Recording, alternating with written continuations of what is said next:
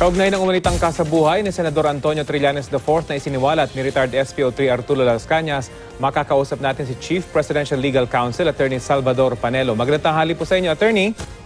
Magandang tanghali, Rafi. Opo, hindi ko po alam kung narinig nyo yung aming panayam kay Las Cañas, pero sinasabi niya po may banta sa buhay kay Senator Antonio Trillanes matapos yung pagsisiwalat nito ng kanyang bank records. Ang sinabi daw kasi sa kanya ni Benaventura, galit na galit si nooy bagong elect na Mayor Duterte. Ano pong reaction niyo rito?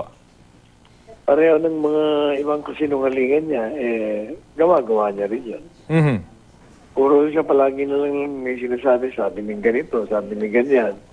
Wala siyang personal knowledge. Mhm. So, sa tingin ko, puro likha niya lang yun. Pareho ng journal na sinasabi niyang ginawa niya, na hindi naman niya ginawa.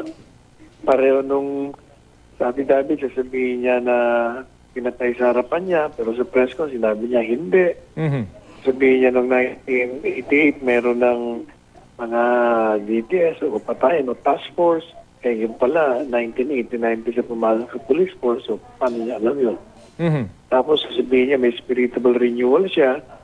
And yet, meron na pala siyang spiritual renewal. Pero bakit hindi niya sinabi yun sa Senate hearing noong October? Iba ang sinasabi niya. Mhm. Baliktad nga eh.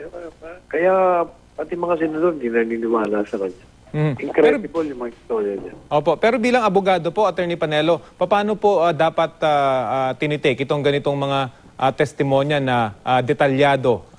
Paano po dapat ito ina-appreciate?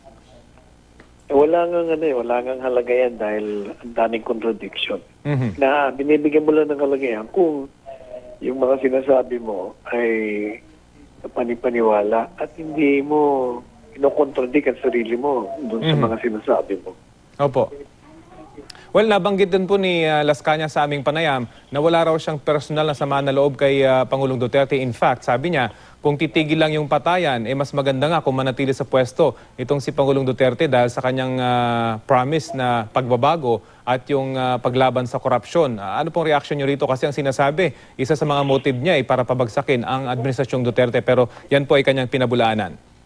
Masama ang loob niya kasi marami siyang mga hiningi sa gobyerno na hindi siya napagbigyan. Gusto niya magtayo ng STL, hindi siya napagbigyan.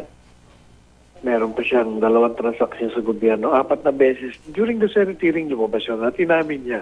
Mhm. So natural lang na masama ang loob niya. Kaya ginagawa niya ngayon para balikan ng Mhm. presidente. Pero doon po sa Senate inquiry na yun, nabanggit po niya na hindi raw siya yung principal doon, isinama lamang daw siya doon sa 4 na pagkakataon na merong mga business transaction na gustong pasukin yung kanyang mga kasama. Ito ba'y panipaniwala? Na hindi siya principal. Kasi siya nga ang siya nga mismo ang kumakausap. Paano siya hindi naging principal? Kasama siya. So talagang palagay niyo po, siya mismo yung gustong pumasok dito at hindi lang siya, ang binabanggit niya, ginagamit lamang daw siya. Pareho rin ang mga kasinungalingan niya. Hindi nagsisinungaling din siya. Mhm. So kung binabanggit po ninyo na hindi totoo itong mga sinasabi ni Las Cañas, so ergo hindi siya pwedeng kasuhan dahil puro imbento lamang itong kanyang mga inamin na mga pagpatay. Ganun ho ba yung magiging kalalabasan ito? Bakit naman hindi siya pwedeng kasuhan? Hindi perjured witness siya. Di pwede siyang kasuhan ng perjury. Mhm. Dahil sa pagsisinungaling po niya sa Senado. Yes. Mhm. Pero yung mga inamin po niya mga pagpatay, pwede ho ba siyang singilin dito? Dahil siya mismo nagsabing may mga pinatay siya, may mga pangalan at detalye siyang sinabi. May mga pangalan. Wala naman siyang pangalan na mismong sinabi niya na pinatay ko ito si ganito. Wala tayong prueba kung totoo pinatay. Di ba meron tayong nabalitaan kay Senador Lacson na may pinatay doon na anong tawag doon? Ballroom Dance instructor po. yung pala, buhay pa. Medyo malabo yan, kahit pa inamin mo pinatay mo sa ganito, kung wala namang prueba na meron kang pinatay, ba't ka naman, ka ma-prosecute? Mhm. So sa palagay po ninyo, hindi na kailangan pang ungkatin itong mga kanyang mga isiniwalat at hindi na kailangan pang imbestigahan ito dahil binabanggit nyo nga, wala naman siyang pruweba rito. Hindi ba? Alam mo, ang problema kasi binibigyan niya ng halaga yung mga sinasabi niya sa atin sa media. Kaya lumalawak lang yung ano.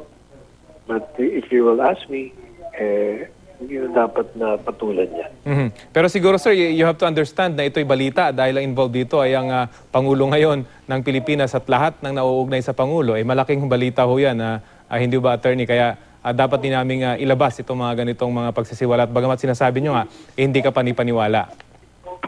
Yeah. Sa pagbabalita, dapat inilalabas din yung kanyang mga contradiction. Pero kung ilalabas niya lang yung kanyang payag at hindi inilalabas yung mga contradiction niya, as pointed out by members of the Senate, then may problema tayo. Opo. Well, in fact, nasa Davao po yung team namin ngayon at iniisa-isa yung kanyang mga sinasabi at may mga lumalabas nga na contradiction dun sa kanyang mga binabanggit. Pero ang sinasabi nga, panghuli na lamang po, mag-o-open daw ulit yung Commission on Human Rights ng kanilang investigasyon dahil sa mga isiniwalat nitong si Las Cañas.